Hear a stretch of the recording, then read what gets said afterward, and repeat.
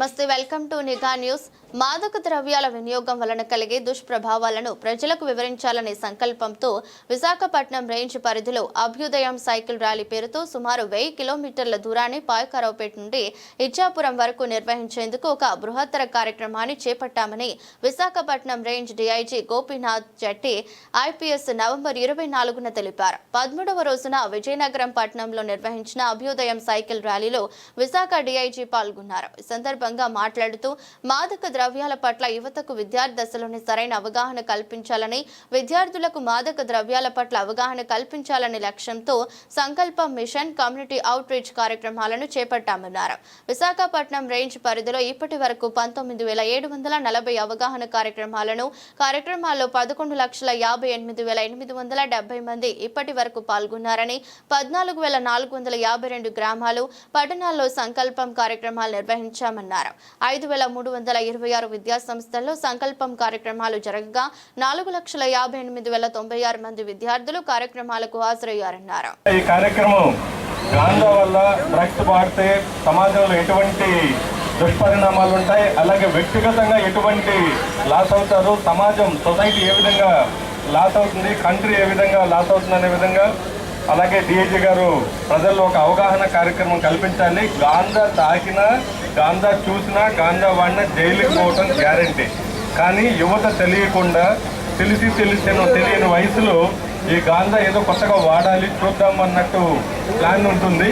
అందుకని ఒక awareness create చేస్తే వాళ్ళు దీనివల్ల బ్యాడ్ ఏంటి, అసలు ఎటువంటి ప్రమాదాలకి ఇది దారితీస్తుందని ఒక సైకిల్ యాత్రలాగా చేయాలని చెప్పి డిఐజీ గారు భావించి అభ్యుదయం సైకిల్ యాత్రని మనకు పాయకరావుపేట నుంచి ఇచ్చాపురం వరకు దాదాపు నెల రోజులు అన్ని కాలేజెస్, స్కూల్స్ మధ్యలో ఇలాంటి ప్రోగ్రామ్స్ యూత్ని, కాలేజ్ స్టూడెంట్స్ని అందరినీ కూడా ఏర్పాటు చేసి మీ అందరికి అవేర్నెస్ క్రియేట్ చేయాలనే దానిలో భాగంగా ఈరోజు మనం దాదాపు ఇది 12వ రోజు మనం ఈ కార్యక్రమాన్ని మనం చేసుకుంటున్నాం. అందుకు నేను కోరుకునేది ఒకటే, పిల్లలందరూ కూడా మీకు తెలిసినటువంటి వాళ్ళకి కానివ్వండి, అందరికీ కూడా తెలియజేయండి. గాంజా టచ్ చేసిన, అలాగే గాంజాని వాడాలని ప్రయత్నించిన ఒకరోజు జైలుకి పోతారు ఖచ్చితంగా.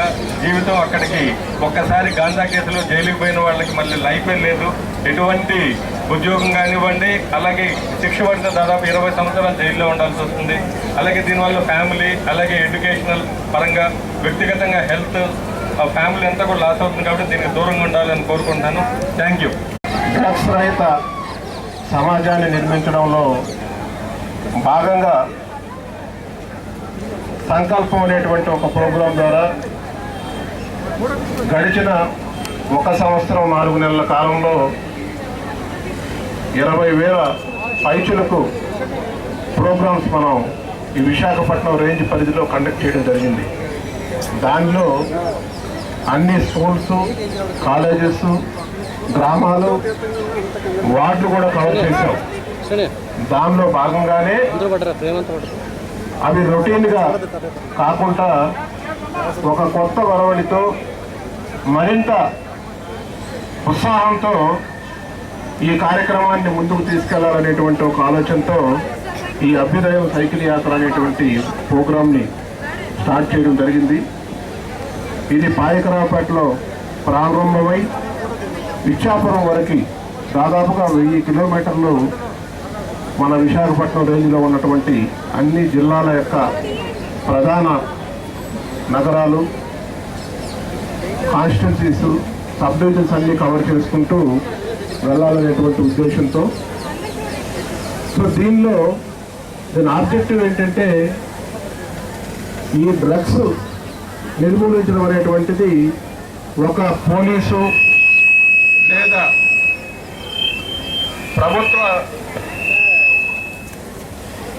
ప్రభుత్వ యంత్రాంగం ఒక్కటే చేస్తే సరిపోదు. సివిల్ సొసైటీ అంతా కూడా దీనిలో భాగమై యువత, ఎడ్యుకేషన్ ఇన్స్టిట్యూషన్స్, ఎన్జిఓస్, అదేవిధంగా సమాజంలో ఉన్నటువంటి ప్రతి ఒక్కరూ, ప్రతి ఇల్లు, ప్రతి దానిలో ఉన్నటువంటి కుటుంబ సభ్యులు, బంధుమిత్రులు, స్నేహితులు, మీరంతా కలిసి ముందుకు వస్తేనే ఈ సమస్యకు పరిష్కారం దొరుకుతుంది. ఆ దిశగా వీరందరూ కూడా మనం అవేర్నెస్ క్రియేట్ చేయాలి.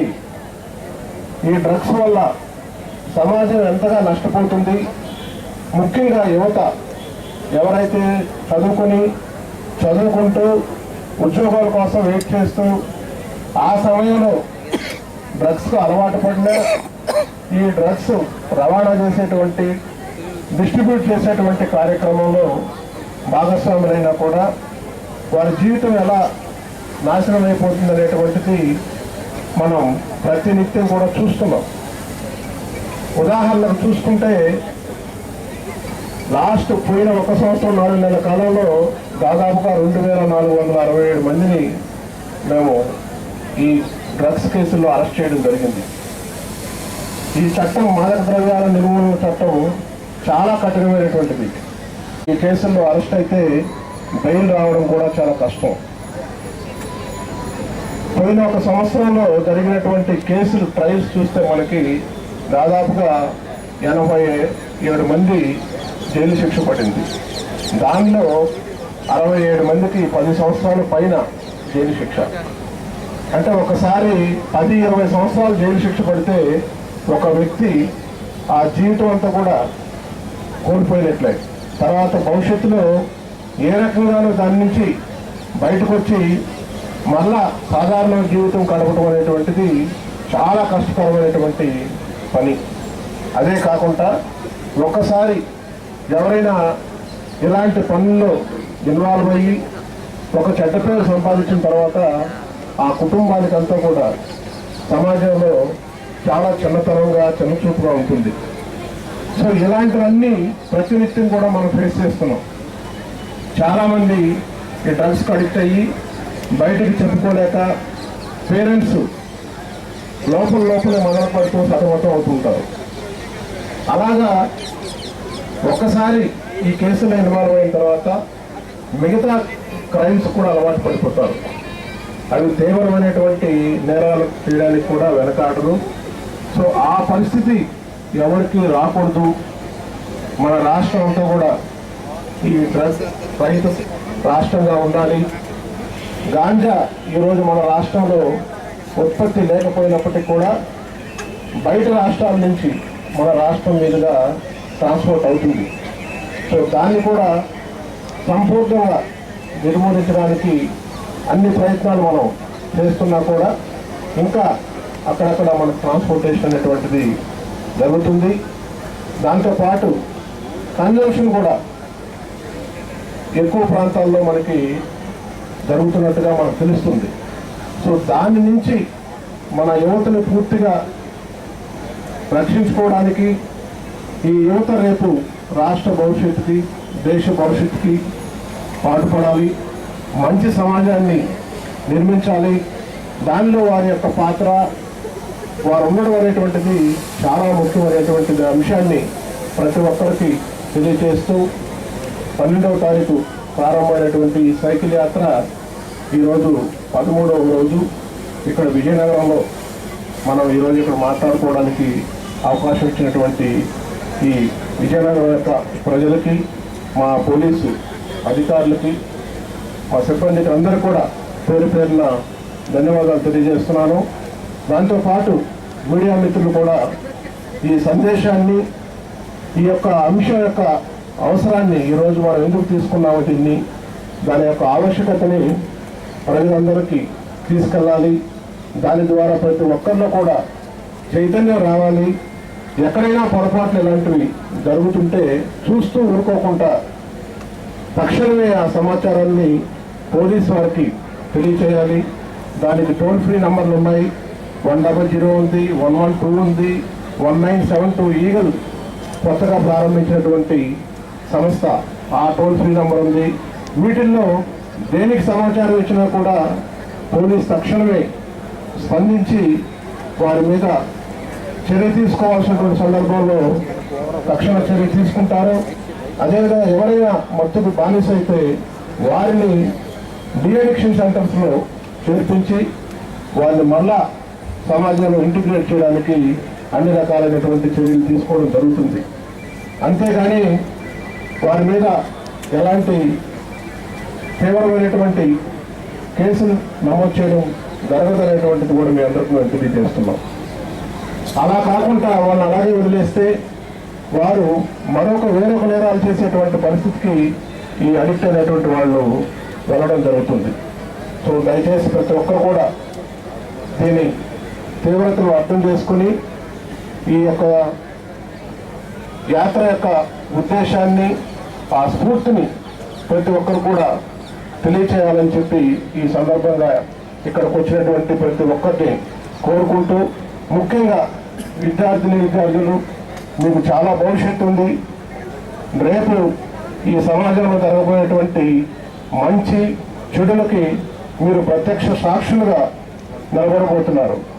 కాబట్టి మీరు దీని యొక్క ఉద్దేశాన్ని ముందుగా మీరు బాగా తెలుసుకోవాలి. మీరు తెలుసుకుని మీ ద్వారా మీ కుటుంబంకి, మీ స్నేహితులకి, మీకు పరిచయం ఉన్నటువంటి ప్రతి వ్యక్తికి కూడా దీని గురించి తెలియచేయాలి. డ్రగ్స్ నుంచి దూరంగా ఉండాలి.